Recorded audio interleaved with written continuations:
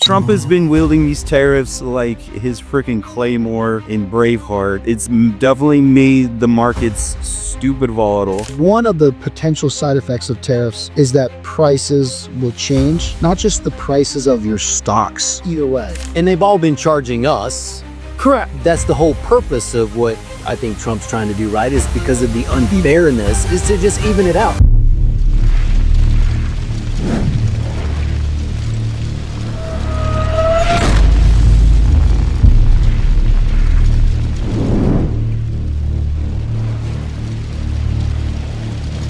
Hey, what's going on, guys? It is Chad here with Burn the Shits. As usual, I am here with my brother in Christ, Mr. Garrett Townsend. How you doing today, GT? Man, I'm doing good. I'm excited for today. Yeah, today's going to be a great day. One of my dear friends, my son's baseball coach, and probably one of the better financial planners / political minds that I know in the world. And I'm excited for him today. And anyway, my buddy, my brother, Grady Gorman, he is back with us. We had Grady on prior to the election because Grady's got love and appreciation for politics, where most of us, we just run the other way. And so prior to the election, we had Grady on to kind of give more of a neutral perspective of what was going on, the different parties and whatnot. And we said we wanted to have him back on to talk about the markets and some of the stuff that his true expertise is in. But obviously, we're gonna have to hit on some politics today and talk about tariffs and markets and whatnot and what that's doing to the economy and what things look like. But without further ado, our dude, Mr. Grady Gorman. You know, all the kids that we coach, so all the boys in the team, they're called like glazy. And like, you figure out what that means. But when you're praising a dude, oh, he's so great, he says, "Why are you glazing it, coach? Why are you doing it?" But then you follow up, brother. I appreciate that.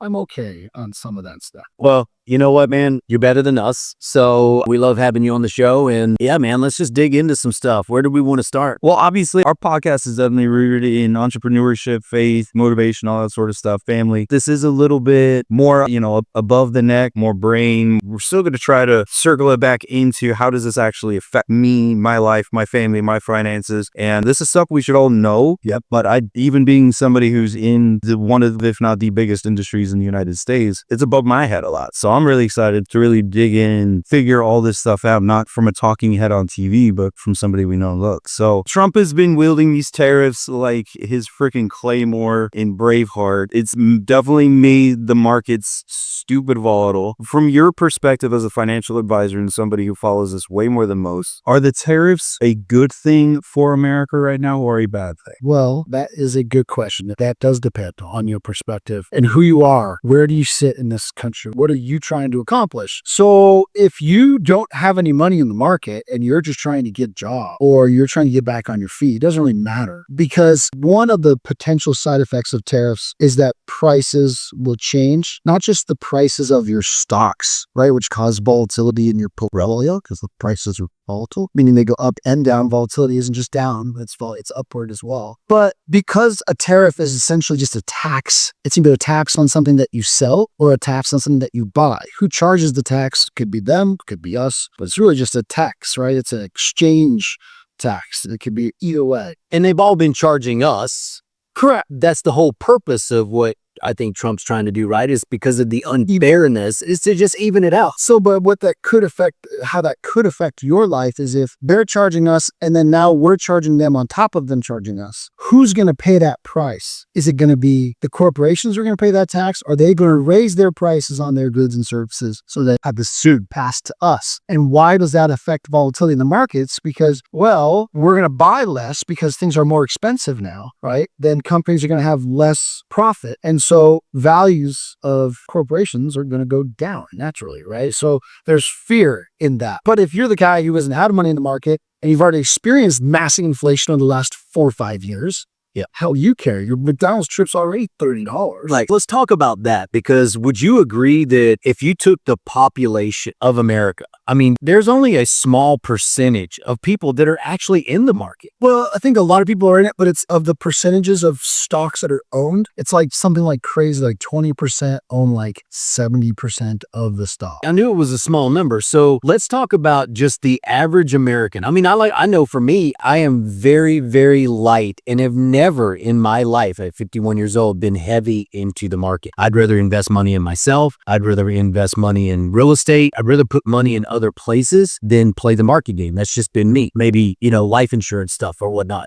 So, Conservative, I've just never. yeah, I've just never been let's go buy a bunch of stock. And it's probably why most people are have a net worth way more than I do at my age. But let's talk about the average American, right? All those people that are just working, small business America, just your normal average American. What is the true downside to what he's doing, both short term, because I know there's definitely going to be a little pain in the short term, but also in comparison to the upside long term? Well, the downside is definitely that prices go up in the long run, essentially, especially if it's a trade war. And the faith that people have in Trump is that he's a negotiator. It's not going to be a war. And we're avoiding hot wars and actual wars by having trade wars and trying to get this power structure, get a better angle on both our partners and our adversaries when it comes to trade. But the downside is, China escalates the war, right? So bomb someone, they bomb you with 2 bombs, bomb with 4 bombs, and right? Same thing with all right, we're going to go to 100% tariffs. We're going to go to 200% tariffs. Then you just don't buy from each other anymore. Right? You're just not working together, and it's not collaborative. That means we have less goods and services. That means we have less competition, right? Which is what we know is more supply, right, drives down prices. More competition drives down prices. Less competition and less supply on any economic supply and demand curve, which means your prices go up. So prices go up, competition goes down. That's bad in the long run. That's why the traditional sort of conservative or libertarian economic perspective is, no, tariffs are bad. Tariffs are bad. It drives up prices. The other side of that argument is that, well, if you're getting, you mentioned McKinley, if you're getting enough revenue on tariff, right, maybe you don't have to do the income tax. Maybe you can reinvest some of that money into infrastructure and into other things that you're doing. So yeah, your price is a little bit higher on your goods and services, but you're keeping more of your income. And the other side of that, what Trump was trying to do, and I don't know if this is the right path or not, we'll see. We have to see how this plays out. All the stuff that we need to run our economy, our energy, our pharmaceuticals, all that, the things that we need to make sure. He's wanting to create independence. And we're dependent on everyone else for those things that we desperately need. So there's 2 ways to get the control back. You either negotiate deals, and he's strong-arming, and if you read the art of the deal, he's like, go here so that you can get here, even though you're happy with this, right? So you either negotiate a deal, and this is a negotiation tactic, but it has to be thought of as a real threat if it's going to be an effective negotiating tactic. Or you have a hot war, and we say, no, we're just going to take that factory, we're going to take those resources, we're going to do that, and it's going to become ours. Well, it hasn't gone very well for us in the Middle East, probably at least 1 million lives between Ukraine and Russia. Is there a better way to do this where it's it's rich people's balance sheets that gets hit and not, rednecks and inner city kids that got to go fight in someone else's stupid war and wherever? And I think there's some merit to that. The markets be going crazy as you can pay a little bit more than seeing kids go die. I mean, we might have to have both, but if we either way, because there's never not a war, but at least it could be less. If we could avoid an actual hot war with China or Iran, that'd be awesome. I think that would be a good thing. Or if we could delay it, less death is, I think, better. Do you feel like those 2 countries specifically, that is a very real possibility? I had a little tinge of that in my perspective that's been slowly growing after watching what's going on in Israel and Gaza and being I think it's in the Israelis' interest for us to continue to fight some of their adversaries in the Middle East. Yeah. Like Iraq, like Iran, and Syria, and for us to go out and put our money and our capital and our kids out there. Now, it doesn't mean that they don't have their own interests. They're fighting and they're doing their thing as well. But it's there are so many different people pulling strings, right? What's in Japan and Korea's interest for us to go deal with China, right? Right. What's the right answer? And so if we can avoid those things, if there's things that we can do, not to appease our enemies, like people always talked about, they appeased Hitler, and that's what led to World War II. Not to appease, but to just confront the problem in a different way. So I think the tariff is one of those tools. And Trump talks about it being a revenue generator as well. It's a we'll see generator, isn't it? We'll see. Yeah. I mean, if trade doesn't get stopped because of a trade war, if we come to agreements, we'll pay this, you pay this. Yeah. Because does it really serve us to put a huge tariff on Colombia, which sends us cheap coffee? Right. I mean, does it? No. Right? We can pay a little extra to Colombia. That helps them. We're a rich country. We produce more. We're not going to produce coffee. We're just not going to do it in the same way that Colombia is going to do it. Yeah, we can. But we do need to be able to produce our energy out of the ground. We do need to get our own pharmaceutical, our food, all that stuff has to like the basics, right? That has to happen here. Our own tech, right? Like we can't have the best AI chips are made in Taiwan, and Taiwan's freaking stone's throw from China, and China has a one China policy where they're like, we're taking Taiwan eventually. It's like, okay, well, there's technology there and there's investment there that we rely on and we're competing with them with. Because first one to win AI wins. Like whoever wins AI wins. Because once you have like an exponential AI, curve, it's like you won the world. And that's what's happening. So that's great. When I say the tariff, right, it affects our lives with the market. It affects our lives with prices. But it affects it. There's so many other aspects that are circling around this issue. We could go down any one of those paths. And now, what you just said, I know this is going down a complete rabbit hole. Not what we expected to talk about today, but AI really does interest the hell out of me. You believe the country that wins AI wins the world. I mean, that's what you just said.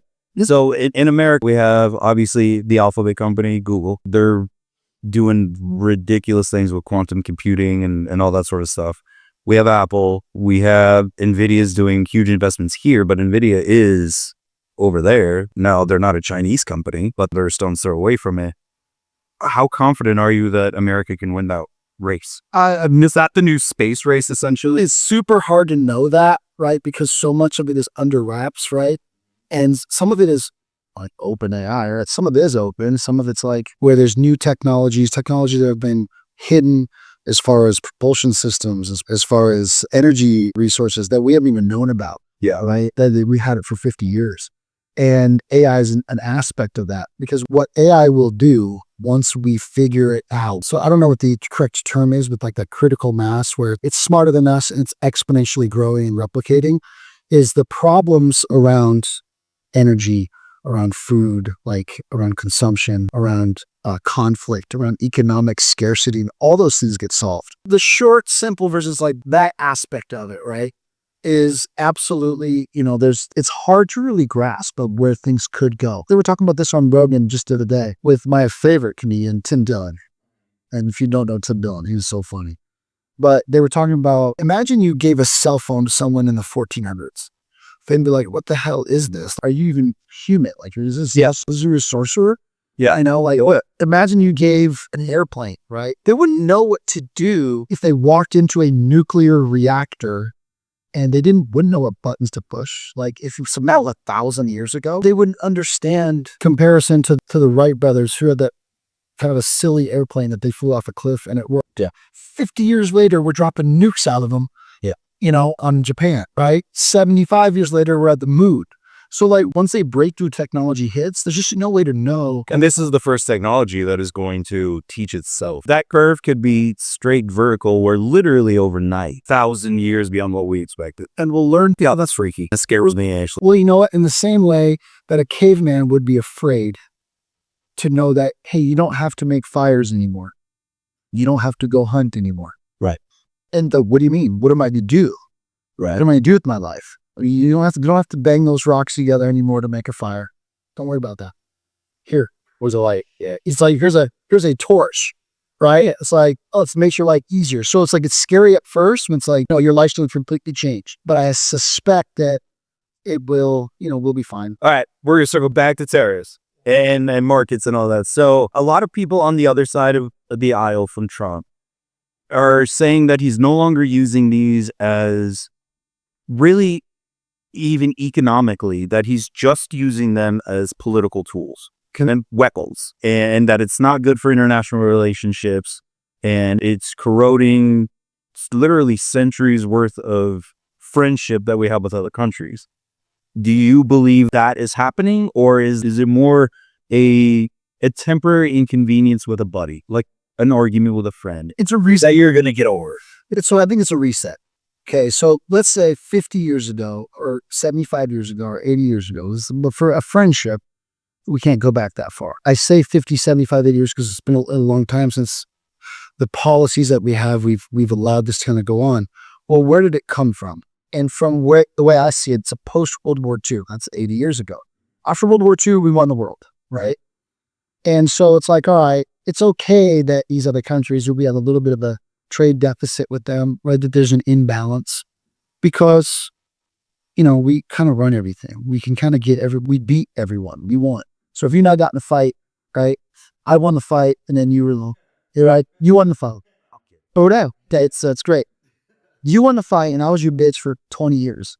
And then at some point it was like, okay, Enough's enough. Enough's enough, right? So when I say I was your bitch, what it means is like, what it actually means is the U.S. was like, all right, I will allow you to take advantage of it, right? We beat the hell out of you. We run this place. We know that we're in charge. I will allow you to take advantage of it. For the betterment of the world. For the betterment of this. And now the United States is $35 trillion in debt, right? We have stretched ourselves too thin. We have military bases in every corner of the world. And we are policing the world. For right or wrong, sometimes. And is it fair to say too that those agreements then they've gotten bigger, like the taking advantage of has gotten more and more and more. Our ancestors built something for us and we are at risk of losing it if we don't have control over our financial system and over our culture and over what is going on here. So I think it goes hand in hand with immigration. It goes hand in hand with all the other monetary policy, trade. It all goes hand in hand. It's more of a protectionism approach than Trump is taking, and that the populist movement of the country, which isn't conservative or liberal per se, it's just like a better life for myself. I don't feel like my kids are going to necessarily have a better life than me or my parents. Right? So, blame the baby boomers for it. They had all the largesse and excess, and like now that's what we expect to have. But that was earned by the greatest generation, the war fighters, of World War II. So for me, it's like that's normal for us because that's been our entire lives. That's all we know. Cheap prices, not that hard of a life, but that's not the life at all. That's not the way the world works, and that's not the way the United States worked forever. Forever, everyone had their own farm. Everyone had they worked their own land, right? Mm-hmm. It's just recently that the cities have exploded, and we've had this strange thing, which now we're just pure consumers, and that's driven up all of the debt, and that's had a huge issue with inflation, trying to pay off the debt with printing money, just pay the interest on the debt. Right? Because things like, how can we fix that? Can we fix that by fixing the trade deficit? Because if we're billions or trillions, if everyone else is making money off of us, we're not making money off of them. To me, that's where the simple brain kicks in, and it's just common sense. I mean, and how we've allowed it for as long as we have to be that imbalance just doesn't make sense to me. So the political questions, is he doing it politically? Maybe, right? You want to get a political win? Sure. Are you trying to beat up the Democrats? Sure, but the Democrats would say the same thing. You go look back. Oh, I know. And I keep seeing all the, Andy Frisella, they were talking about the other day, and they were bouncing back, showing all the Democrats in the past that have said the same exact thing, but Trump's the one that's actually enforcing it because all they did was this, right? Well, all they was let's talk, right? But all they did was talk. And like he comes in and now it's a bad thing. Well, and he couldn't do it his first term out. Things he didn't have the political capital. He didn't know how to navigate the landscape of Washington. Right. Right. He understood on a general sense, but he didn't know how to all right, who do I appoint? And so we got all screwed up COVID and Fauci, right? And they voted. I got they rugged him hard on that. Yeah. And then they started election. But you see the backlash, right? You see like the media, like the legacy, what they call the legacy media, that's all falling apart, right? People would rather listen to a podcast in most cases. Yeah, and watch MSNBC. I would love to see what the views on the news and the fake news and stuff are now compared to like a decade ago. Because I could tell you, like I used to watch the news all the time. I love the news. I actually looked forward to watching the news, and I haven't watched the news in years. And most people that I know say the same thing. They're like, I'm happy to be good. Yeah, like I get my news from either clips on social or podcast or whatever, try to follow the truth. But there's just the fake news is a real thing. I mean, I know Trump started calling it the fake news and that's where it got it, but it isn't. So much of it is, where do I want to put my finger on the scale?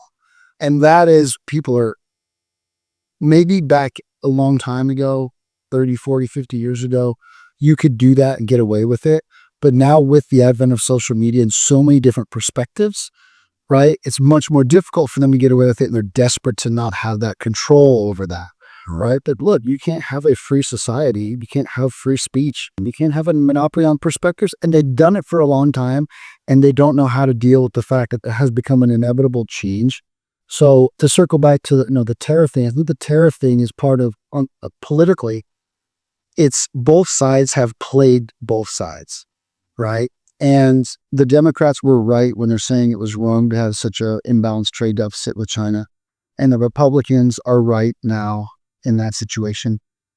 But what it means is we have to go through a little bit of discomfort in the same way that, hey, we let our bills get out of control. We let our house get messy.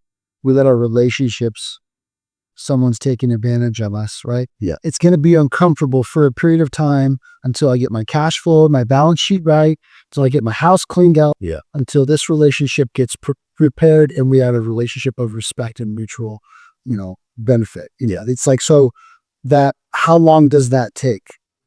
Well, it's not, that's hard. It's hard, especially it's been decades. Yeah. Especially it's been decades. So, what would you rather do? Would we rather continue to just spiral on the debt and, Well, we all know, and the thing is I say we all know, at least those on our side of the fence, I feel like we all know that there has to be something done, whereas I feel like the other side just is cool, just continuing on where. Well, that the other side tends to attract the instant gratification person. Yeah.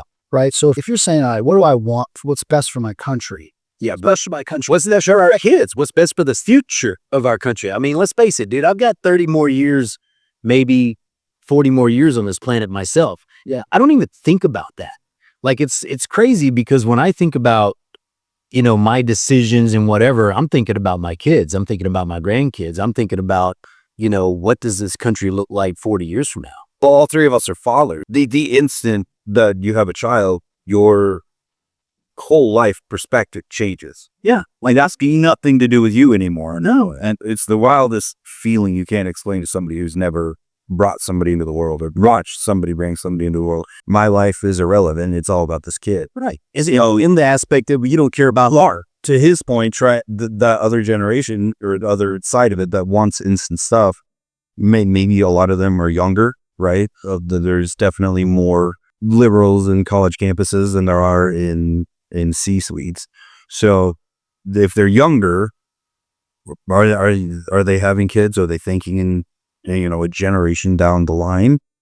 Are they okay with short-term pain for long-term gain for our economy and for our country? Yeah. And that's always been the case, right? With like experience comes, Yeah, maybe a different perspective. Yeah, it really does. But like, what is a country? What is a country? Is it just prices and stocks going up? Is it, hey, whatever Larry Fink thinks at BlackRock? Yeah. That's good. Like, what is a country? It's not just about your stock portfolio. And that's what the tariffs are immediately affecting. So when people look at their 401k and they have negative reaction, then like, wait, what is the political environment that's happening that's causing this? And it didn't always used to be called the economy and the government. It used to be called the political economy. So they used to refer to it because they are intertwined. What you do, with how you run your finance, it's all built. We're using dollars based in the governance print. I don't think that the stock market in general, like a lot of people want to tie it to economy. And to me, the stock market is a bunch of emotional decisions, basically, where I don't feel like the stock market is a true indicator of the strength of just the general economy. You're 100% right when you say that. And so you learn that, right, in finance. You get trained, right, this kind of stuff.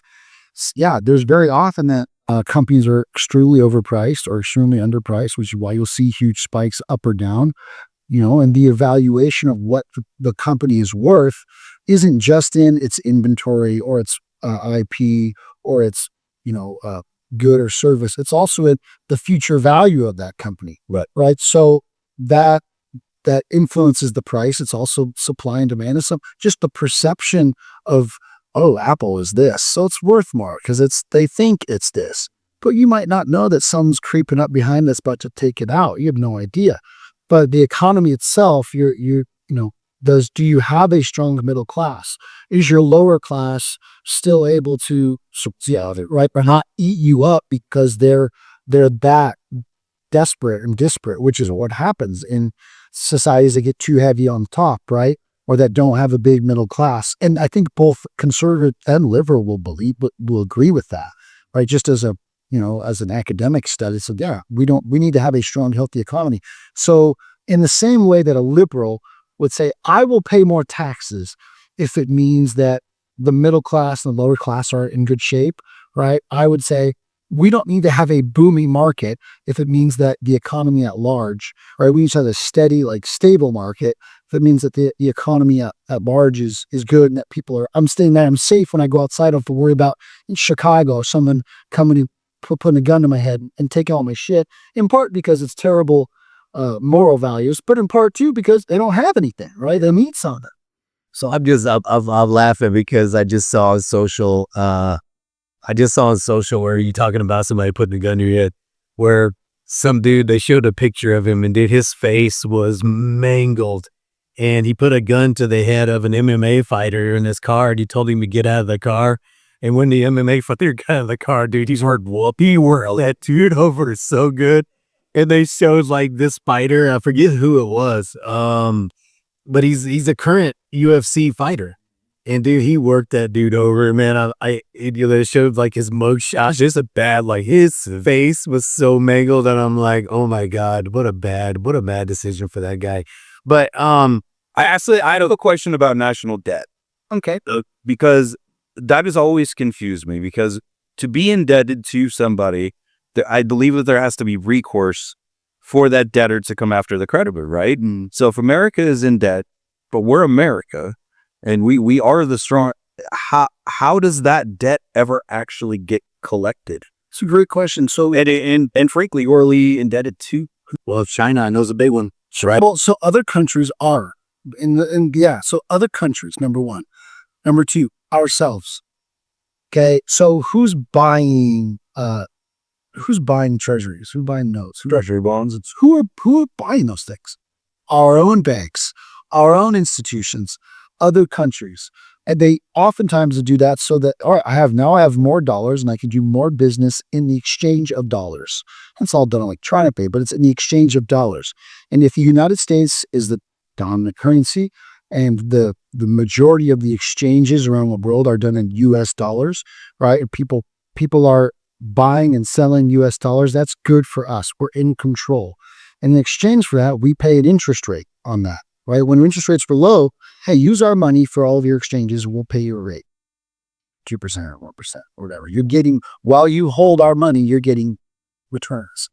But in a higher interest rate environment, which is what we've been in, right? It becomes more expensive for the United States to be the currency of choice, right? Because We are still at this point, and always. US dollar still is. so if I'm lending the United States money, right, they're paying me an interest rate, right? That's what's happening on a very, very large scale.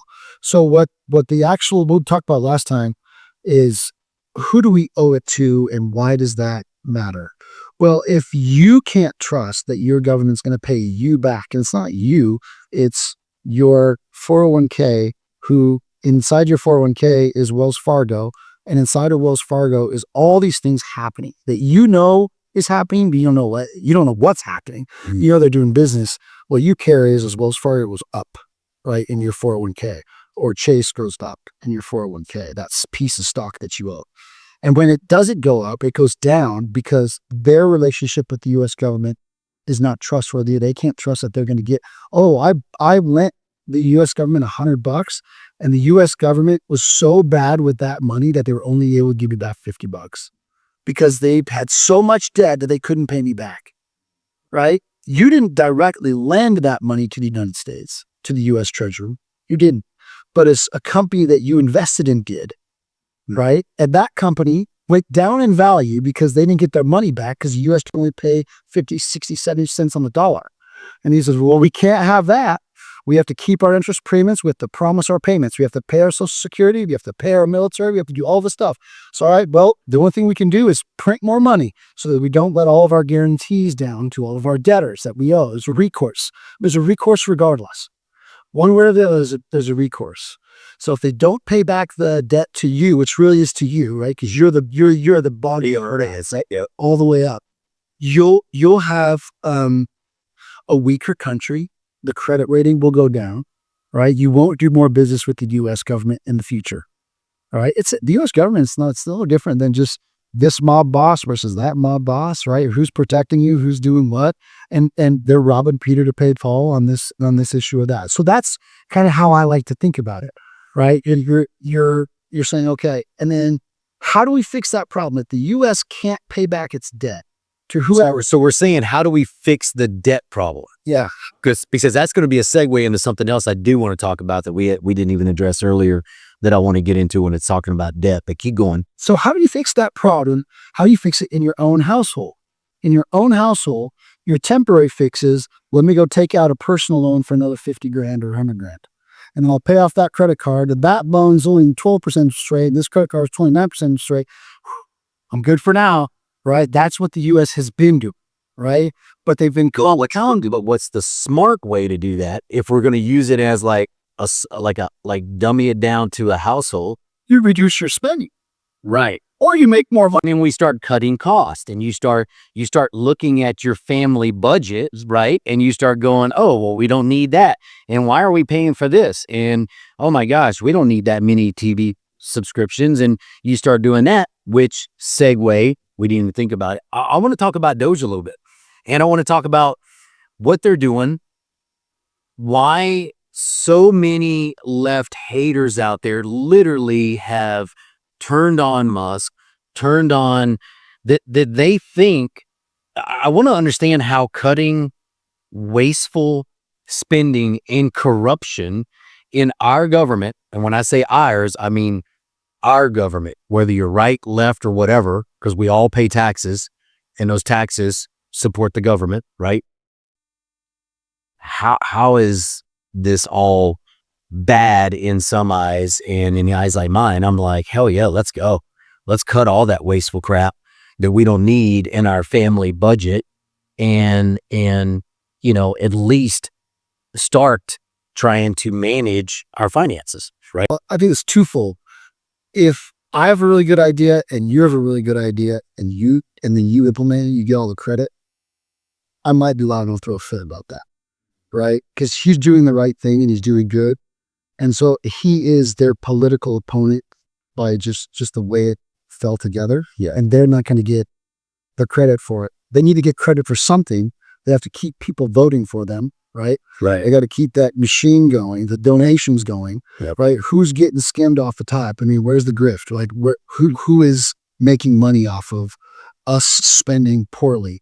The credit card companies on the personal finance level, do they really want you to pay it off? No, of course not. Okay. So someone somewhere out there is making money on the U.S. Well, it's all their bonds and all the politicians are. We all know that. I mean, So why, when you say why is the left, right? So if I'm a politician or I'm a businessman or I'm a billionaire and all that power, and it's the right too. We know that it's not just the left politicians that are. I mean, we just hit all of it. it just happens that the Conservative Party is addressing this issue. And regardless, so maybe you believe or don't believe in universal health care, but there's plenty of conservatives who did believe in universal health care. And when Obama came out with it, oh, this is terrible. It's socialism, right? And, it was very socialism light, and it's been a moderately effective program, right? It didn't change the world, but that was the hot topic. Obamacare was the hot topic. So, but it's so there's an aspect of American democracy that whatever one side takes, the other side almost has to fall into the opposition, right? To give a voice to those other people. But they also say, okay, there's a third of the country that they're going to oppose. Doesn't matter what. If we had cured cancer, nope, can't do that because we'll have too many people living. And we can't have too many people living. How we're going to feed us? How we're going to feed them? You can't cure cancer. What the fuck? You can't cure cancer? What are you doing? Like that would happen. And it doesn't matter which side do it. So they're always, it's a healthy thing Hmm. because you have to be able to express, you have to be able to hear the voices. So let's for 6 months, let's listen to someone tell you not to balance your budget, not to get your fiscal house in order, and then watch what happens when they look at their poll numbers and they pay their political price.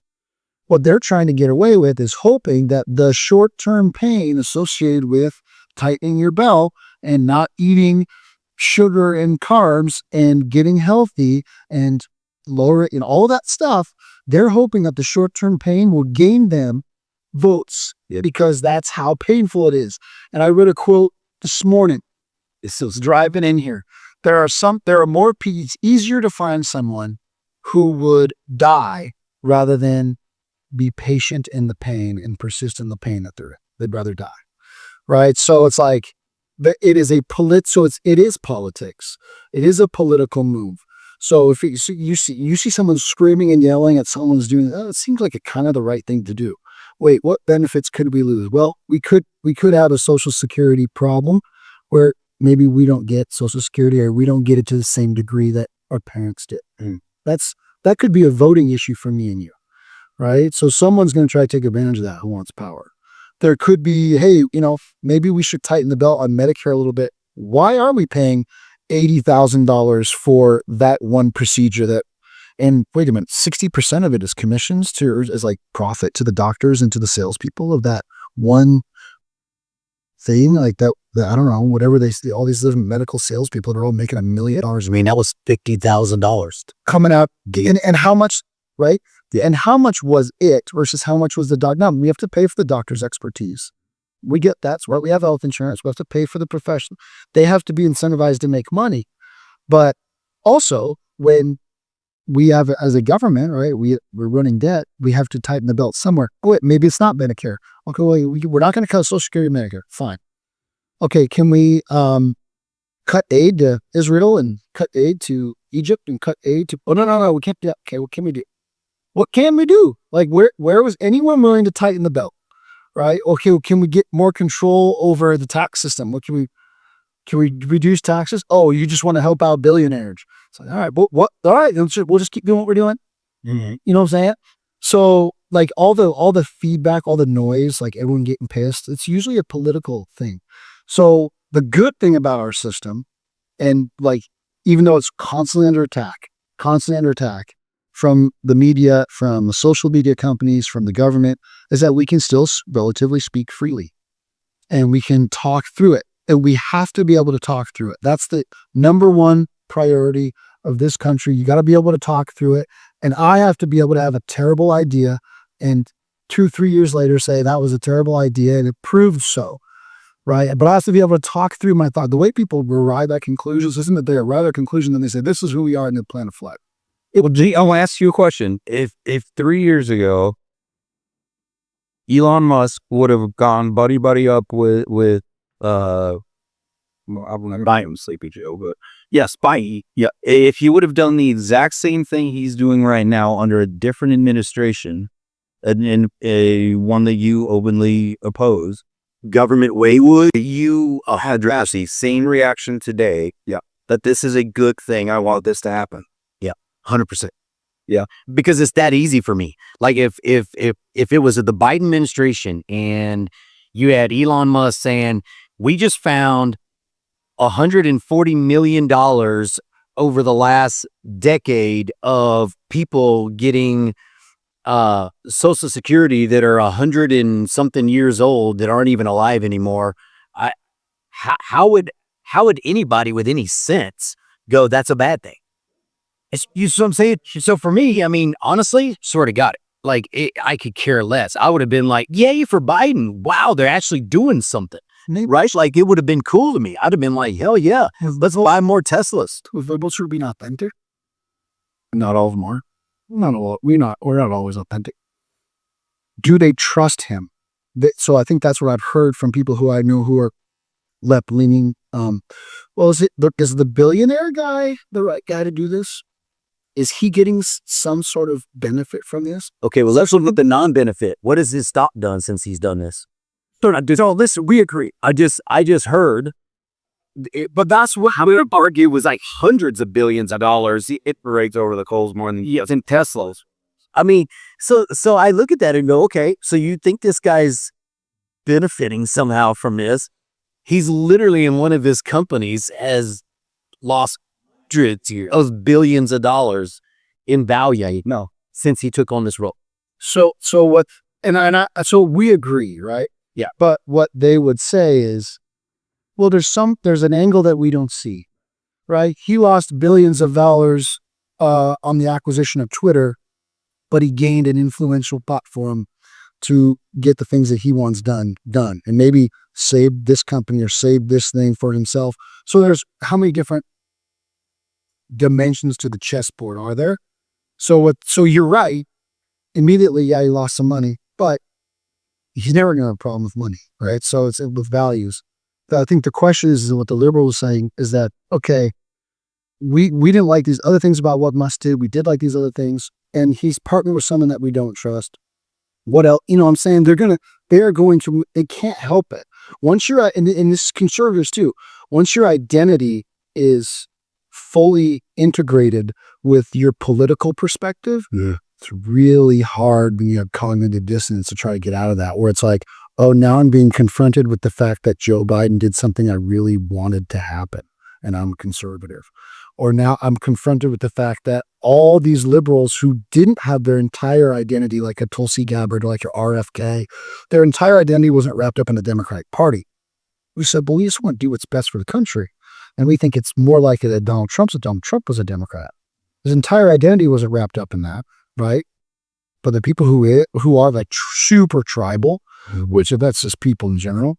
And now it's like, now I'm stuck in this mental place. No, I have to find the negative. I have to find what's the secret agenda of this guy. That is a real force. And the media takes full advantage of that. Let's put our finger in that one. Right. You're right. We know that they're really not going to they're not going to be able to agree with someone that they politically don't agree with. But we can make money on that at CNN if we just put a little heat on. Yeah. Just pour a little salt in that wall.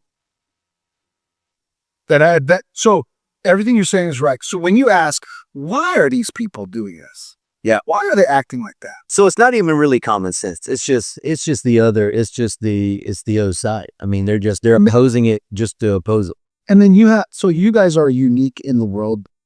And there's a lot of people that it seems like you're not, because there's tens and millions of people like you and like me who want to have conversations like this, who've taken the time to educate themselves to become respected professionals in their communities, leaders in their communities. There's millions of those people, but there's 100 million people who are they're the jet pod people. I don't mean to be like that, but I'm sorry.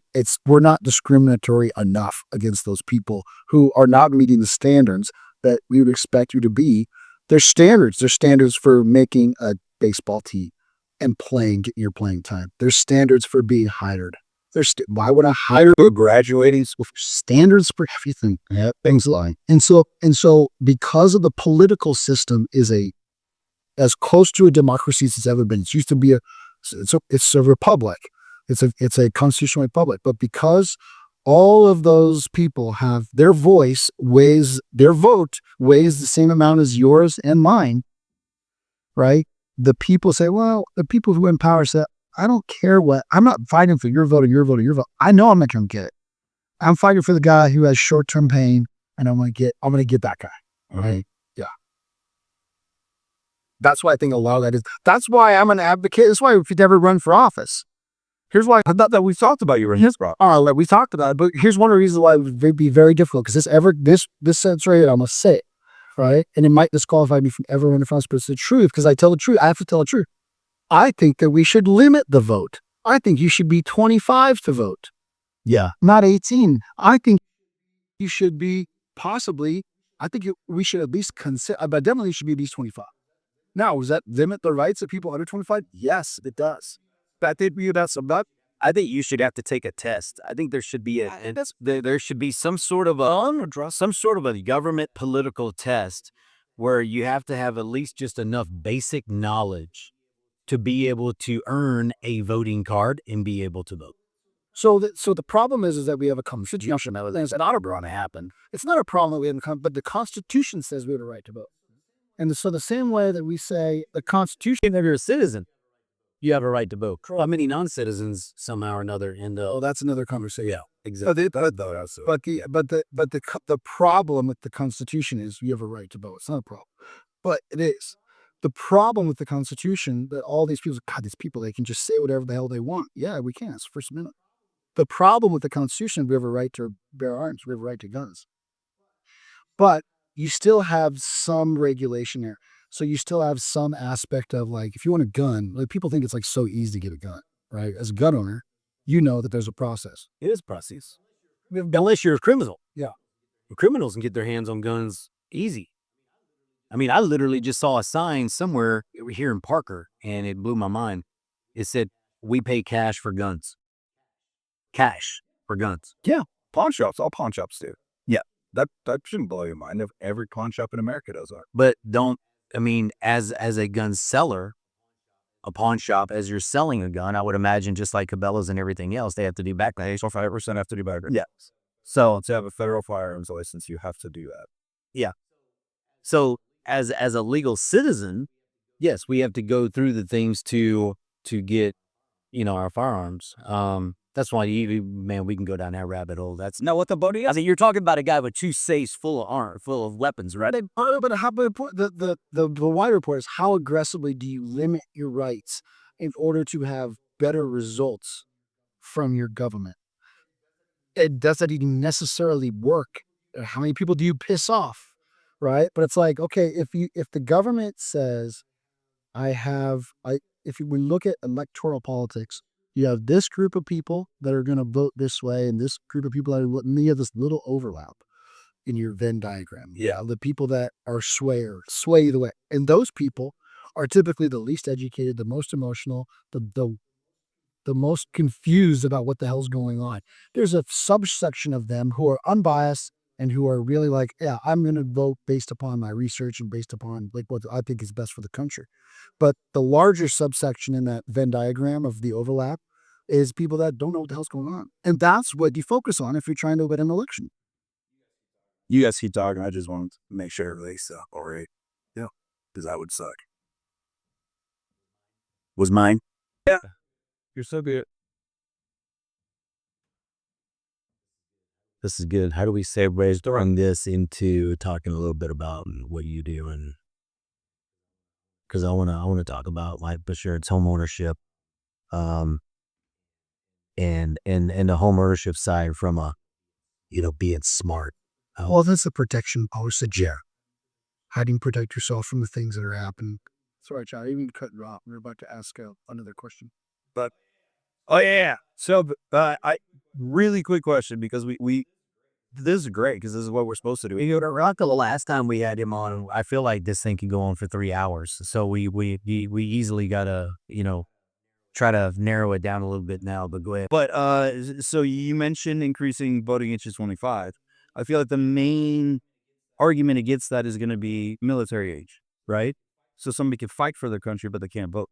Yeah. Would you say, okay, you're in the military, you automatically have the right to vote? Great question. You're fighting and dying for your country, theoretically. And maybe 25 is not the right thing. Maybe it's some kind of a test, right? Yeah. But I mean, there used to be property. You had to have property. You had to be a certain, you had to be male. Yeah. Like, yeah, it's like, look, things have changed. It's like, but what the political class then, they had to focus on the people who are going to make those decisions, right?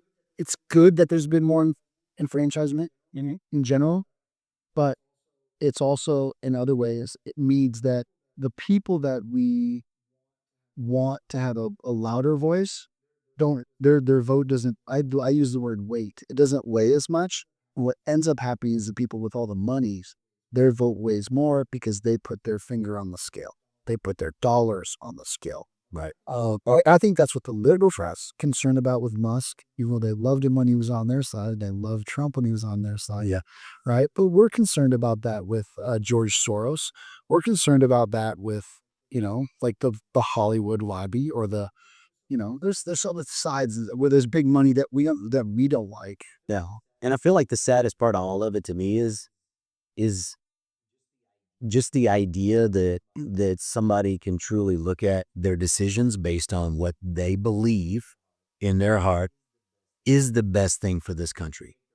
Take the right, the left, your social beliefs, whatever it is, but just when you're thinking about the people that you're putting in place to run this business, who is the best person to run the business based on what's best for the business. It that's the part that I guess has always bothered me the most. Is it's always an angle. It's always what party versus the other party. It's about winning, and I just feel like half the time, or most of the time, when it becomes a political win, it ends up usually being some sort of a loss for, I think, the country and the American people. So you're In a lot of ways. you're summarizing what I think is like a values. It's values. Yeah. So one of the things that I don't recall who said it, but it was one of the founding fathers talking about how, look, if we don't have a Christian country Yeah. where we care about these certain set of values and we have this certain set of ethics, the constitutional republic, democratic process isn't going to work. It's not going to work because we have to have people that are like, no, I take pride in this space. I'm not going to litter. I'm going to take care of my property. I'm going to take care of my brothers. I'm going to take care of my community. I have fear of God. I care about what people think. And my neighbor, my vote matters. And if we don't, that's where it gets, I mean, this can be a whole nother pod, right? But that's where we start talking about the people in this country. What makes a country? Do we share common values? It's not just prices and it's not just consumerism. It's that when I look across from you, I see a reflection of me to some degree, right? And that's what makes a community. There's some racial homogeneity, religious homogeneity. It doesn't have to be perfect, right? You're always gonna have minorities and different, but that the minority people and the majority people share values. Right. So the big question, that's why the biggest one, and it's a really sensitive one because there's a racial component to it, is the immigration question, right? Who are we bringing in? How many more people, no offense, really, but how many more Indians do we need to bring in with the Hindu religion? How many more people do we need to bring in from East Africa or from the Middle East? How many more Venezuelans? And they're Catholic, but they just don't have the same culture that we do. Yeah. So, and I've never really thought about it from that. But as long as they're coming in legally, and they're going through the process. But I guess I've never thought about, even if you take the legal route. Now we're gonna start. You're talking about it, like. And it's not just that, I'm not just like blaming immigrants, right?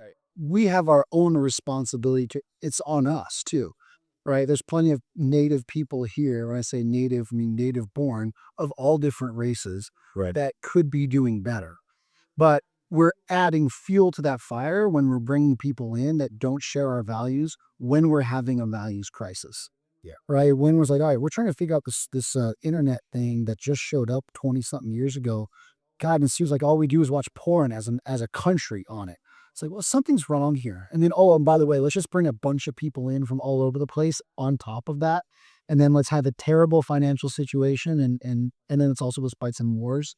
Like, there's just too much happening there where the reset, is kind of like, hey, we need to cool off. Tucker Carlson talks about that. We need a cooling off period on all immigration. But that's another conversation and I can't feel like, wait, so you think you're supremacist or you don't like other? No. You have to understand what makes India India.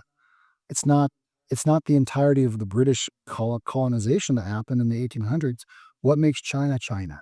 Yeah. What makes Egypt Egypt, right? It's like, it's okay. There's something uniquely about this country that we need to preserve, that our ancestors built for us, that we need to preserve. Yeah. Right. So I circle back, all the way back to the tariff conversation. It's the whole thing, I think, is like we're in a space right now. We're trying to figure out who the hell we are in, I do feel like the one of the biggest thing on top of immigration is the falling apart of the American family. I think has been a massive piece of the moral foundation of our country kind of degrading over the last 30 years. Divorce rates up, children out of wedlock. It's just our Jesus, and yeah, in general, it's a lack of Jesus, man. I mean, And I do feel like there has been maybe the last 2 years, been a resurgence of that. Yep. Where the nuclear family is important again.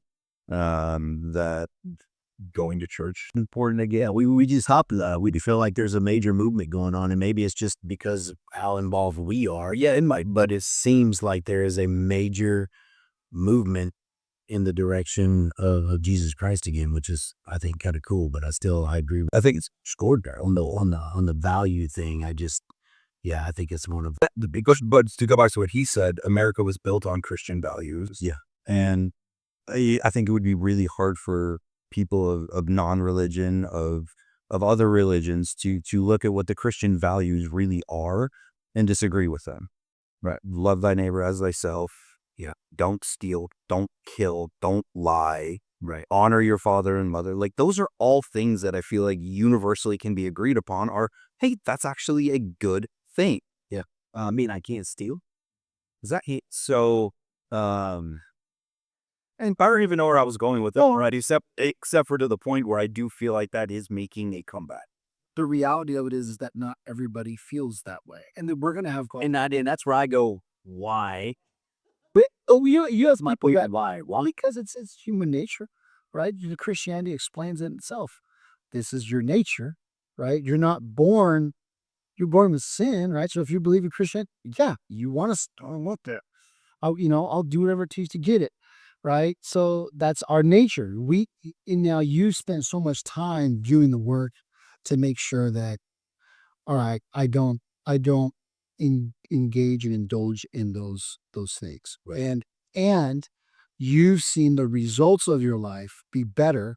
Well, naturally, if you're following the results of, if you're following the instructions of of a God that is God, right? You're going to see better results. It's going to be obvious to you. It's going to be self-evident, synchronicity. But if you're not following those directions and you're engaging in your simple nature, yeah, right? You don't necessarily know that that's, what do you mean that's wrong? I was taught that Christians are our enemy, or I was taught that Jesus wasn't God, or so if that's all you know, right? And saying, why wouldn't I take advantage of you? I mean, that's my nature. Yes. That's just why. Well, Somebody's got baselines for, I'm a confident. I mean, for me to win, I'm sorry, you got to lose, even if I did you wrong. but what if you're? But I think if you're now, you have to set the churches aside and set the selfish interests associated with like the history of this church or that church or whatever. But if say just look at the results of actually following the Christian message, you're probably going to be, wow, the results are better when I'm kind, when I'm loving, when I'm ethical, hardworking, when I'm honest, right? The results are better for your own life. And of course they would, because if it's true and it's coming from God, then it's like self-evident, right? It's redundant. So the question is like, are we bringing in people, and are we doing it for our own kids? Like, are we doing our kids any favors, letting them sit in the basement and, play video games and watch porno? Like really, like we're not, right? When we know like what they should be doing, what we should be up to, but we have a lot of people doing that because what's our new value? It's the dollar. It's chasing the next league, keeping up with the Joneses. I mean, it is what it is. We just have to tell it like it is. We have to tell ourselves the truth about ourselves so we can fix ourselves, right? So when I say immigration, it's not because it's like, oh, those people are horrible. It's like, well, we gotta know who we are. we have the same value systems. And are we honoring our own value system? Let's get our shit right here first. Yeah. Right? So it goes back to what we were saying earlier about the keeping your house or hitting your house in order. Because you can't bring in and solve all the world's problems. All right, all the world come here and we'll solve the problem. You have to solve the problem here, and then you go out and slowly solve the problems out there, right? Like you just saying the problems can be solved there. Well, sometimes there's no solution. Sometimes it's just trade-offs, especially when it comes to politics and economics. There start solutions, but the solution is what's the best trade-off? What's the best thing you can get balancing our nature with like what's best for our country and for our families, right? So what worked well was family-oriented approach to building a country. But we're in a postmodern era now. It's like there's nowhere to expand into. You want to go buy land? Try to go to Montana and see what that looks like, right? You can't really do that in the same way that maybe you could 50 or 80 years ago. Right. So we have new challenges, but I think it's still based in a value system, and a lot of it's a rediscovery or reawakening of sort of that Christian, and I'm very adamant that it's not Judeo-Christian, it's Christian specifically values, and so that's a new development for me. I wasn't always that way, but I'm seeing that. I'm seeing the results too as a consequence. So we obviously talking a lot about immigration, and there was a topic that is sweeping our country right now that has been very highlighted in the media, and that is the MS-13 a supposed gang member who was deported back to El Salvador, and a United States Senate member from Maryland, I can't remember the gentleman's name, took a taxpayer-funded trip down there to sit with him. I can't figure out if this suspected MS-13 gang member who has a criminal record, who has MS-13 tattoos, who was arrested wearing a Chicago Bulls hat, which is a big thing for them, for MS-13. Why is there suspicion that he belong? Have you followed that story at all? Because I've tried to, and I can't understand the other side of it. The side of it is that, well, there's a million things we could say about this, and we don't live in that world, but there are a lot of people that do, that interact with those people all the time. And it's murky, right? It's like, oh, he's a gang member, really? Or is he trying to clean himself up? And like, is he in and out? And what's he actually do? Is it really that bad, these smuggling people? Are those really that bad of people? I know those people. They speak the same language as me. They look like me as a, maybe a Latino person. So, right, there's an edge. And so what the opposition is doing is saying, where's the edge where we can get the vote, where we can make the other side look bad? And in history, when you take away due process from somebody, right? Oh, well, that's fascist. Oh, well, we've been saying that for years anyway. Let's link these guys to fascism. They are sending people off to camps and sending them away without due process. This is the same as Nazi Germany. That's how hard they're going on it. It's just politics. Even though they don't belong here and they're here illegally. Again, illegally. There is no illegal. In their mind, there's like people should be able to freely move wherever they want. Well, you can't freely move to any other country other than this one. There's an argument for that. There's an argument on their side, which is saying, yeah, the white people they have too much power and we don't have enough power. And this is one of the ways that we can do it. And if we don't share the same values and the laws and the systems that they do, why wouldn't we look to undermine it? And this is a useful white idiot who's a senator, who's getting paid or whatever, and he's getting votes, and we can use him. So it's pandering to his voter base, but why defend this one specific man? That's a good question. I feel like there's probably better options out there for them to go back. Like if some guy that accidentally got deported that wasn't a criminal or something, that they could find like some example of a non-gang member. Like, was there a migrant worker who was picking that happened to be of California? Yeah, that happened to be in the wrong place at the wrong time, and he got deported, and he's not a criminal. This is as close as 13 gang members. This is a wild to me. Because if you can get him, then they're not going to go for anyone else. See, this is the limit that they can go. Can't go for the rapist murderer, but we can't get him, but we can get right on the edge here. This way, beats his wife. He's in again. It's not illegal to be in again. Smuggling people. You prove that. You got to give him due process. Put him through the court system. You didn't did he actually get convicted of beating his wife, or was he just accused 3 or 4 times? And she had a restraining order against him. But was he convicted in a court of law? Okay. Well, he's illegal, but we don't really believe in illegals. People can do, especially this country. It was taken by whites, and you shouldn't even be here. Like, that's how the people think. So this is the edge. This guy is the edge of where they can go, because they can't go to the rapist murderer, because that's too far, right? That's too far. Just a little bit of a bad guy, I guess. So he's like, all right, because if we get a little bit of a bad guy, then it's a no-brainer that the guy who was just accidentally deported, yeah, that guy definitely needs to come back, right? So then it's no-brainer. But when we're saying, wait a minute, everyone who came here without going through the process needs to go. Doesn't mean they get to go through a process before they leave. What are you talking about? They bypass the process on the way in, but we're going to pay for and honor rights on the process on the way out. Well, we're so good of people. By the way, we are. We really are, and it's like, okay, you know what? No, Trump and his administration, and they're not, by the way, they're not deporting anywhere. This is not mass deportation. It's not even close. It's not even close to what it needs to be. It's not even close to what it said it was going to do. Right. I mean, it is not even close. And I'll be the first to say they need to pick it up. Like, they need to really pick it up. It is not even close. Do you realize that we have, and I have a buddy who's a DPD, this Denver County is like 750,000 people. And we've taken in like 70,000, 60,000 Venezuelans.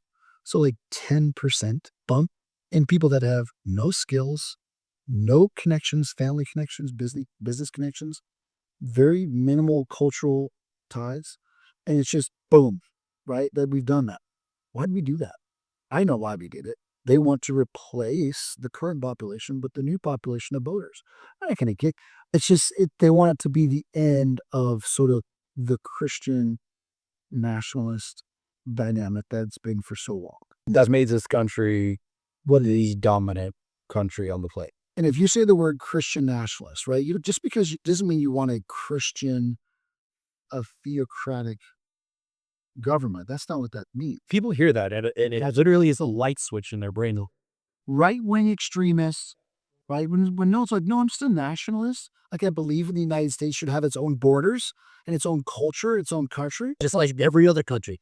And I believe that what's best for that is a culture that's rooted in Christianity. And by the way, if you didn't know what Christianity was, go read the Bible. It's not all these terrible things that you think it is. You might not like what the Spanish did on the Inquisition, and you'd be right about that. So, right? That's fine. Yeah, you shouldn't probably burn people at the stake. So, what you guys know, I know that's not what it is. That's certainly not what Jesus was doing, right? If you know anything about who Jesus was, right? So, when I say that, my opponents or my adversaries politically, they will put you in a box and say, well, Mussolini was a nationalist, and obviously the Vatican's out of Italy, and it's like, oh, you must be a fascist. That's how far they'll just make that jump to me. But what I'm actually saying is, no, we should have a Christian nation, and we should have nationalism, we should have some board.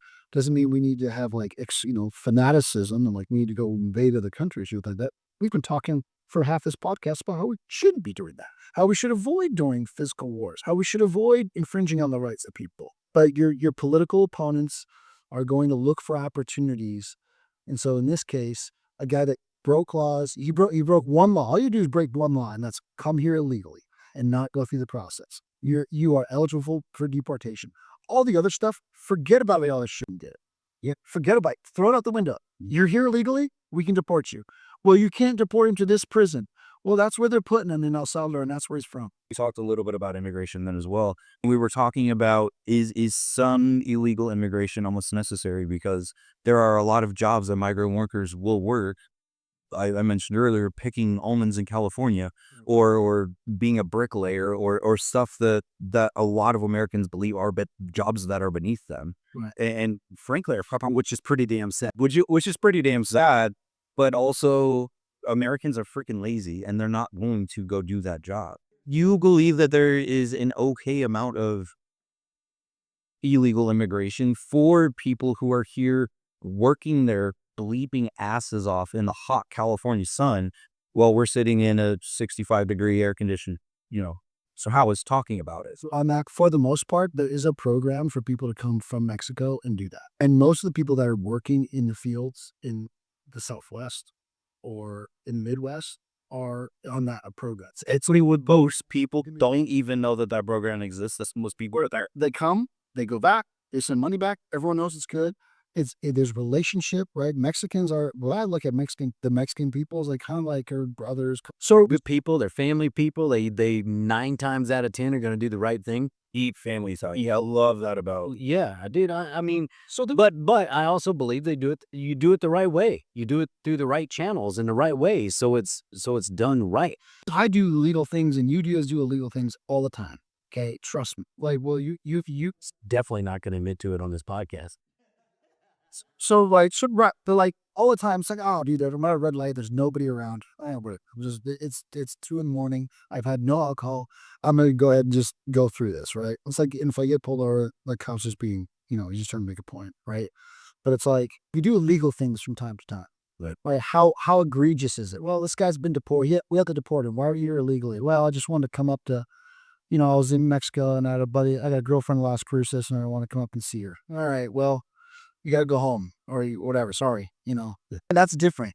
But being like, well, I'm in New York City and I'm just, living off the Sisto. Yeah. And I'm from like Somalia or wherever, right? That's a different conversation. So there's some illegal immigration, just like some speeding, just like some, whatever, right? You're going to have and you have to tolerate. It's a trade-off. It's not saying that it's okay, but not going to fully villainize. And it's just like, yeah, you're not going to solve every problem. There's not solutions to everything. It's a trade-off. So, but what we can't have is what we've done recently is millions and millions of people that have come in that's like been the last 20 years. It's just like, we haven't known, like, no more we're waking up to mind. What you said about Denver and Venezuelans literally blew my mind. I've lived in Denver my entire life, or Littleton, so just southwest of Denver, for those who don't know. I can see Denver from my backyard, Denver downtown proper. To hear that there was a 10% population bump in just that one sector of people, it's mind-boggling. Because the city of Denver's in charge, right? So when they try to, like, get away with help, and Beaver's like, get off me, dude. We weren't the sanctuary city that you said you were going to be. And Weaver's is like, what the hell's going on? Right? And Lakewood's like, oh my God, like, okay, I guess this entire apartment complex or this entire hotel is now, the government's buying, or Denver's trying to figure something out. Like, so it doesn't affect us out here as much, right? But, I'm not as far away from it as you guys are. You guys are, yeah, you're out the sticks a little. Wait, my office is in West Denver. So, okay, so I'm driving on, Colfax and Federal. And it's like, okay, why are there 15, 20-something-year-old dudes, like, who should be working and doing something, trying to wash my window? Yeah. I don't. There was a lot of them at specific Alameda and Wadsworth. That's one. Hey, Vez, you got to get out the road. You can't go wash people's windows. Like, that's not safe. You can't be running around in the road. Yeah. And then again, I don't blame those individuals. I would do the same thing if I were them. I don't blame those individuals. It's not racist. It's nothing like that. Is that actually what's best for them, to be here and not have any skills, and for us to just pay their way? No. Or is it better for them, the ones who are smart enough and resilient enough and strong enough to get out of the country? Those are the people that we need to rebuild Venezuela or El Salvador, or to fix the problems down there. Yeah. The majority of the people that come here, even though, like, to us they seem very foreign or very off, they're the exact people that need to stay and do the work in those countries and be patriots for their country. But, so that's a values thing. I'm going to leave my country. That's a values thing.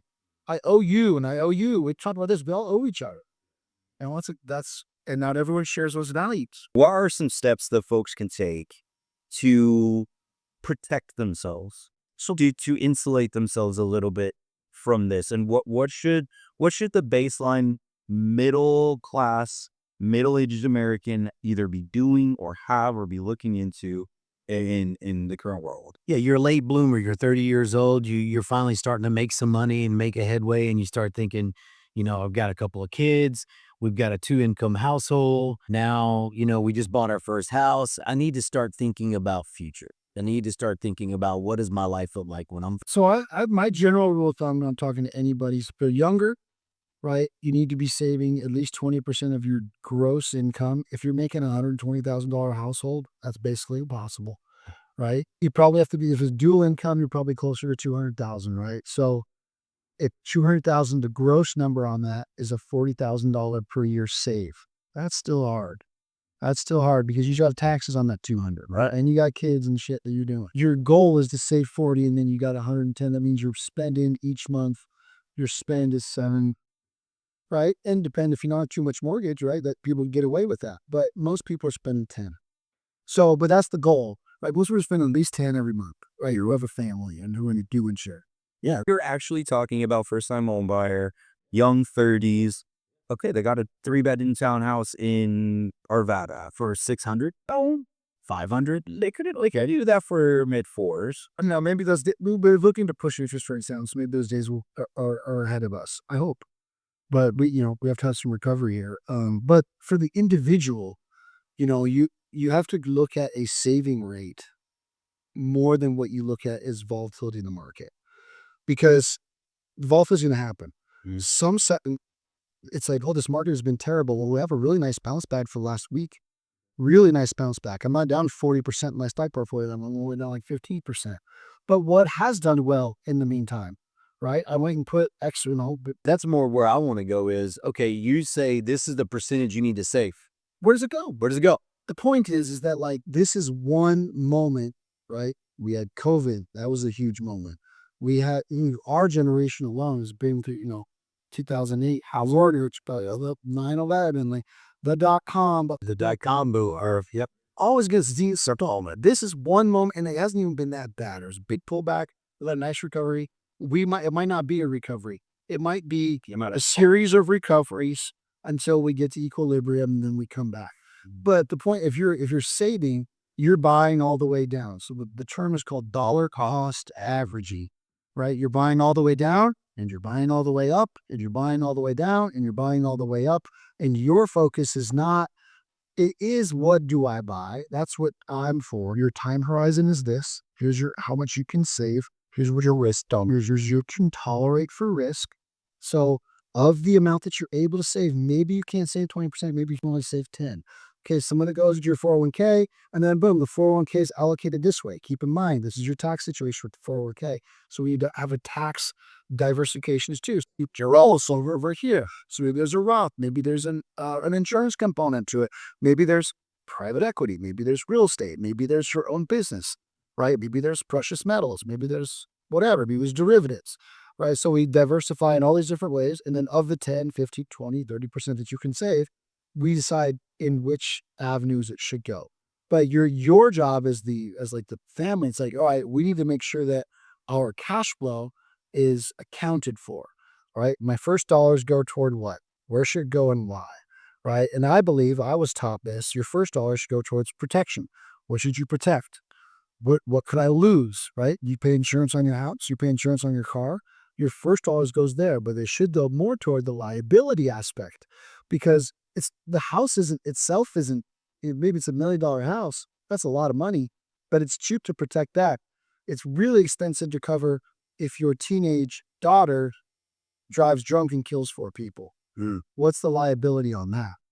What's the liability on if you make $500,000 a year and you get sick with cancer and you make 0, but you were planning to work for 20 more years? What's the liability on that?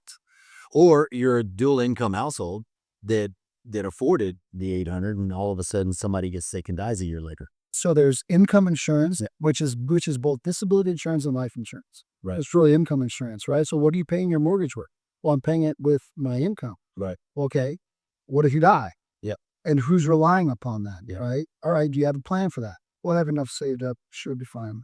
Okay. I used to talk to every single homeowner. I used to actually mention that, like, hey, do you guys have life insurance? I mean, if nothing else, you may want to at least think about getting a small policy just to cover the mortgage, if nothing else. But if somebody does pass it, you don't have to worry about now she's got to sell the home. Now she's got to move the kid. You know what I'm saying? There's just, so if you're even if you're not a young family, even if you have, if you have people that depend on you. Yeah. Right. They were living in the house, right? The mortgage business people, right? People are relying on you to come and run the business every day, or a business partner, employees, right? All right, what happens if you get sick or if you die? Who's buying the company? Who's selling the company? Where are the shares of that right, going? And who has the job? Right? How much does it actually cost you on the insurance side, on the protection side, to cover some of these costs? Now we've seen like homeowners insurance and business insurance, because of actual claims issues, especially in this state, go through the roof, right? But a side effect of having a high interest rate environment where insurance companies typically put their money is in bonds and treasuries. So they're getting high interest. So they're either giving you more returns on like your cash accounts or like your cash value life insurance or your annuities, or they're giving you cheaper prices on like your term insurance. So the cost versus reward, right? So if you say, oh, we get an extra $1 million or $2 million, oh God, that sounds like a lot of money. What's it going to cost me? Right? And so it's $80 a month for 20 years. What do you mean $80 a month? That's it? For $10 million or something. Wait, what? Cost me like I'm somebody who has zero clue what insurance can do for me. Well, aren't there insurance products that are actual investments? Like literally talk to me like I've never heard it. So yeah, of course, there are so many different ways in which you can utilize the insurance industry is really the backbone of the financial system, right? So in the life insurance industry specifically, and you'd be shocked to learn how much life insurance is on the balance sheets of some of the biggest banks in the world, right? Absolutely. And who they buying on? They're buying on key men in their policy, inside their policies in their company. They're buying it on every aspect of what they can buy it on for individuals. So, and they're using it to put money, their money into cash components because the way insurance companies have the edge, the way they get the leverage, it's not just the interest rate, it's also the arbitrage between knowing when people are going to actually die on average. So if I have 500,000 clients, I know on average when they're going to die. I get a little bit of an extra leeway. I'm going to have to pay some of this out every year. But in the long run, right, I can make more money for and be safer for myself and for my clients and all that, and for the entire financial system, because they're not just playing the interest rate environment. They're not playing a 5 or 10 year game. They're playing a 100-year game. Yeah. Right. So they can use that actuarial knowledge to gain an edge. And that's why we say it's really the backbone of the entire system, because it's not built on a 5 or 10-year outlook or a retirement outlook. It's built on a debt life, right? Now I'm Mr. Smith, Mr. 20 or a 29-year-old coming in saying, well, I'm young. Why am I paying for life insurance? Is there a way that my life insurance can make me money now? Well, and so those are typically what we call permanent life insurance policies, and there's a handful of them: whole life, universal life, index universal life, and variable universal life, and they all have a cash component to it. They all have a guaranteed component to it, but they're just contracts. They're not investments. Variable universal life is an investment because there's units of underlying investments inside of it, but the rest of them are considered fixed contracts. Fixed contracts from an insurance company with guarantees and aspects of them that are not guaranteed, but guarantees built in. And if structured properly, especially with the interest environment that we're in right now, you can do really well on those. Right. And it's really where it really hits hard is for people that make too much money to fund their Roth. Right. Because now you're at that 200 and something $1,000 income level. You have no tax-free situation in the life insurance on the tax-free side is extremely beneficial. And when you can talk about ways on how to do that, but that's really a secondary piece to where on the cash flow conversation, where your first dollar should be going. Your first dollar should be going to protection.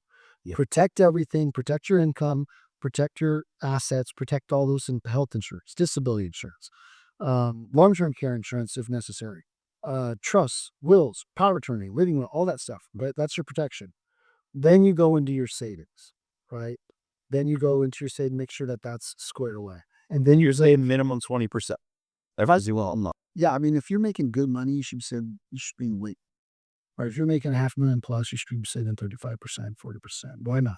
No, it's just because I mean, I've always seen that the more money you make, the more money you spend. But what you're saying is make more money, save more money. Right. And, it's hard. There's no doubt. We all know that, the more you make, the more you spend. But I think it just comes down to that discipline to do it and live within your means. And, everybody, like you said, man, you made the statement earlier to keep up with the Joneses, and with social media now and everything, everybody, as soon as they start seeing some success, they want to go get the Armani suit and the flashy watches and all. I'm guilty of stuff. Yeah. But really not. I mean, I'm not flashy, you know. I don't like it. But everybody, I like my church events, but everybody wants this. And like everybody sees that's the cool thing. But so yeah, so that your first dollar is protect yourself, protect your mortgage, protect your family, be selfless, um, or protect, keep your liabilities square away, and then your second dollars, right? So why I pay for my protection. Now I'm going to save. Some of that savings will go into your 401k. Some of it will go into your Roth IRA. Some of it will go into your brokerage account. Some of it will go into your cash value insurance or your annuity, whatever an insurance. Investment properties.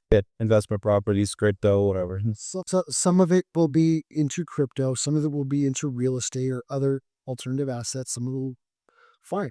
But which savings pieces should you go first? You talked to someone like me and say which direction should I go first with that? Um, but that's your little ball. That's everyone's different. We have to be doing that.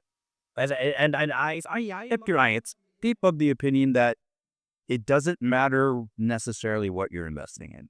I mean, it does. And you're going to disagree with me because you have a much higher knowledge set than I do on it. But the fact of the matter is, that's about 95% of Americans, they're not investing in anything except for the next concert they're going to go to, the next trip they're going to go on, the next fancy car to the yeah. They're not investing it into jack squat. Here's what does So I believe it doesn't matter that you're doing it, just bleeping do it. Just do something. It's almost like telling somebody who's never gone to the gym, dude, it doesn't matter what you're going to do. Go do CrossFit, go do Tai Bo, go walk in the park. And if that's I disability did and go do it. And the having a personal trainer like this guy, like, yeah, I'll tell you what to do, you're going to be doing it a lot better. But the discipline again to go, okay, well, I'm not going to do anything because I don't feel comfortable doing 20%. No, do 5%, whatever it is, but do it consistently and be disciplined to do it to the point where that 5% isn't having a big deal. And it'll be constant. Yeah, I mean, because there's a lot of people who be like, yeah, man, I mean, I look at what I gross and what I bring home and what we spend on a monthly basis. And man, if I take 20% of that, wow, there's nothing left over. But it's got to be something, and it needs to be disciplined and consistent. And if and it's like, and you turn the knob, you pull the lever, you figure, all right, I need more. Well, it's you just saved it. You can, if you save it in the right spots, then you just go grab it and spend it because you saved it. Like, that's like you said, well, I can't save that much. Well, if you don't put it all into your 401k that you can't touch till you're 60 or and a half, right? Put some of it just into the bank. See if you're disciplined enough to have that behavior. So why you say it doesn't matter? It doesn't, because behavioral studies show people will buy high and sell low all the damn time anyway. So their returns aren't necessarily at a risk, no matter. So it's like, dude, if your returns suck, which a lot of people's do, I mean, there's a reason that some people get their teeth kicked in markets, it's like, so because they're emotionally, so that where it really makes sense to have an advisor, or just not even an advisor, just someone who has a license or here where they can help with your behavior. For sure. You're so recording. We're really talking to and this recording, but well, he's about to be. No, oh shit. Damn, I didn't even think about that. Where it really makes sense to have a person, an accountability partner, is, all right, and I've had this, what's like, we started and they fell off, right? We started a program, a process, and they fell off. And then we started a program, a process, and they got really hard after 5 or 6 years. And I have a wonderful client, won't name names, who I've worked with for a long time, probably 17 years. They've never been huge earners, maybe 200,000 to 300,000 a year. And they've never had a ton of risk, big risk profile. They're in their late 40s now, and they just work and they save. I said, after you save and you hit this nice union, no, well, no, blue collar. You got blue collar. Own their own company. I said, after you save and you hit this number, you do whatever you want. After 18 years, they had maybe 80 grand when I started with them. And they were in their early 30s. Now they're in their late 40s. They got probably 1.5 million saved. 3 cars, $1 million, no, 5 or 6 cars. $1 million house, right? They just consist, just boom, every single month into 5 or 6 different financial vehicles. It's been a wonderful privilege to watch them do it and trust like that I was trained properly and I gave them the right advice. So it's which one of those asset classes that they were putting money into did better than another?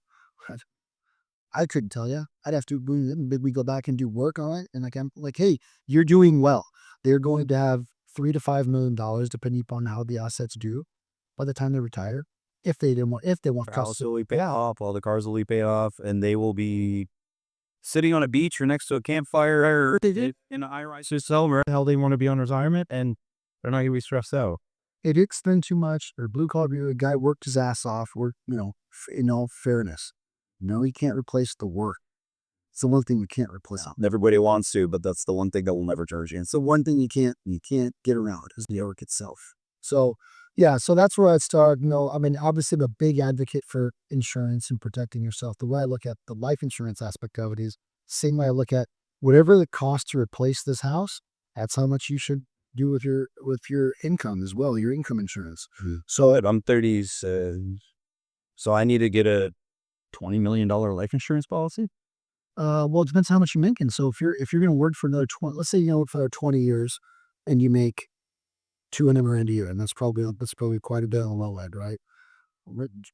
20 years times $200,000, right? So I mean, I carry $6 million of life insurance, just in term insurance, not including my cash value life insurance. Wow. I have a guy that I'm working with right now. He's making $1 million a year, and he's 39. Maybe he's gonna make 2 million this year, 2 or 3 million. I was like, we'll make hay while the sun shines. I don't know if it's gonna last for a long time, but he's like, so really, I'm a $15 million policy. I go, probably not. 15 or 50. 5, you're whatever. Because he's like, if you're making $3 million and worked on 20 years, it's like, yeah, you probably don't need that. But you see those. I mean, you see these people that have tons of money. I mean, I think Mass Mutual just broke their own record on annual premium on family. It was $18 million a year of premium, new dollars going in. People do it. I mean, it's like smart people, a lot of money, put their money down because they need to lose it. Yeah. And it protects them, it protects their family generationally, tax, all that kind of stuff.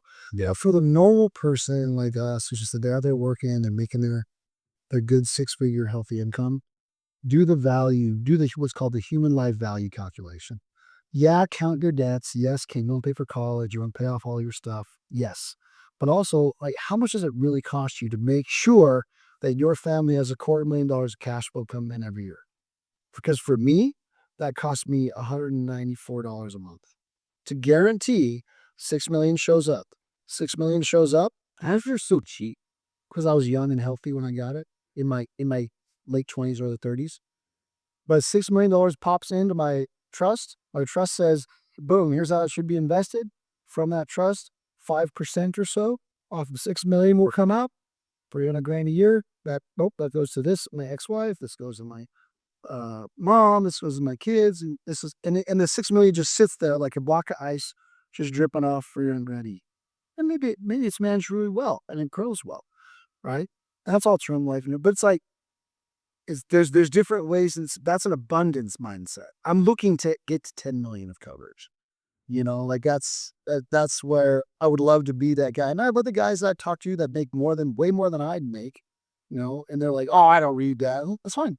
Cool. Doesn't mean you shouldn't save. Doesn't mean you shouldn't be putting your hand in the right places. So I'm an advocate for insurance, but I'm also an advocate for crypto. I'm also an advocate for real estate, right? It's not about where you put your money per se. It's like what is your behavior and are you consistent? And do you need an accountability partner? Because I sure as hell do, right? I need it, and I do this stuff. I need someone to like check in with me. Right. That's this guy right here.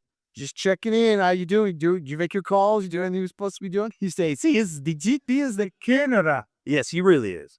He really is. He keeps us. He keeps his whole tribe straight. He really does. Dude, it's not always the easiest job, but you know what it made you work. No, I truly love and care about you guys, man. And it's one of those things where if it's just a phone call to make sure you're getting what you want to get out of life, then because I know Is that, you know what? What's beautiful about that? That for a lot of people will shy away from something like that.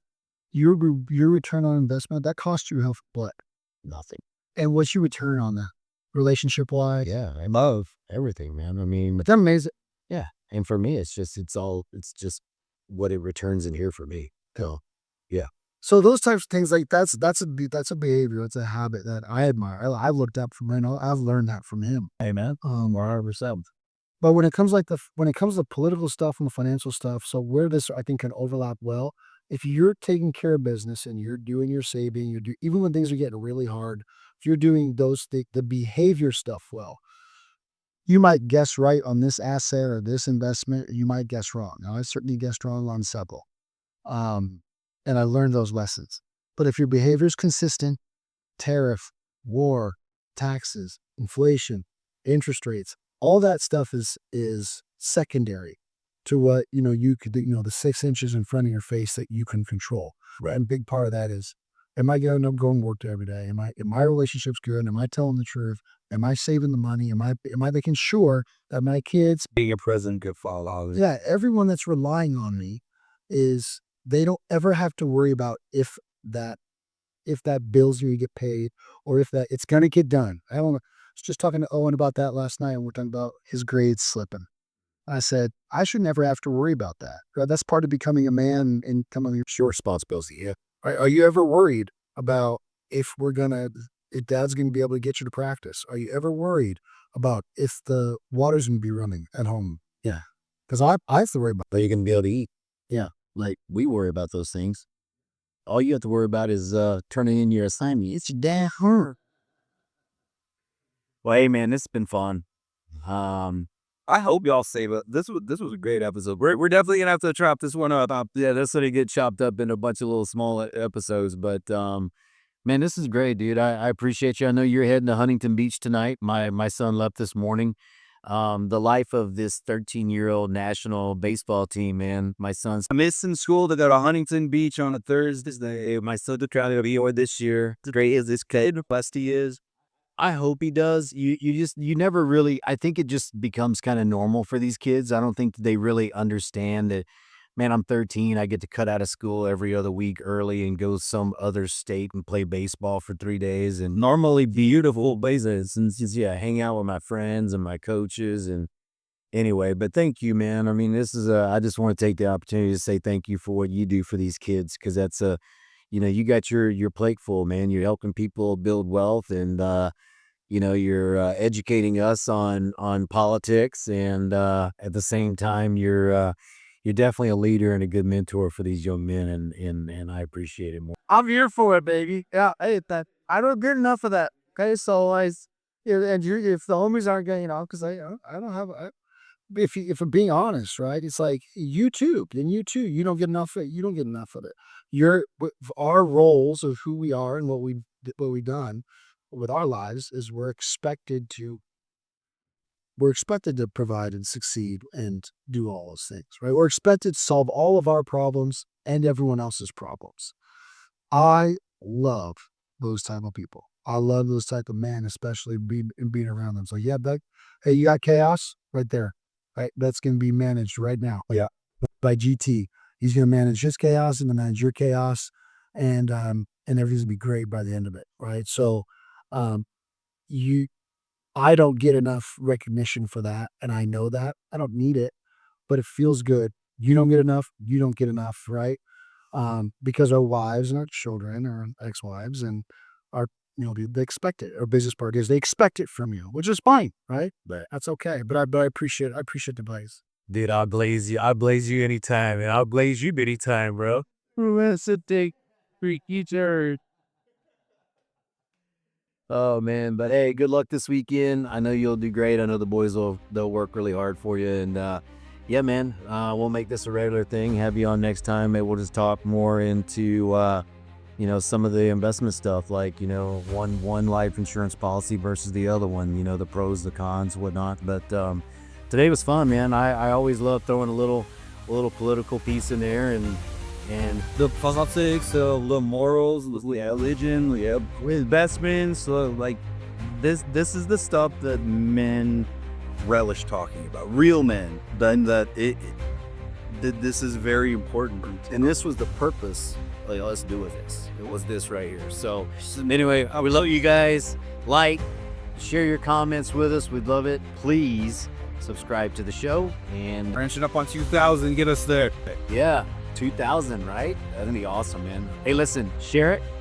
Share the show. And we appreciate you, man. We'll wrap it up.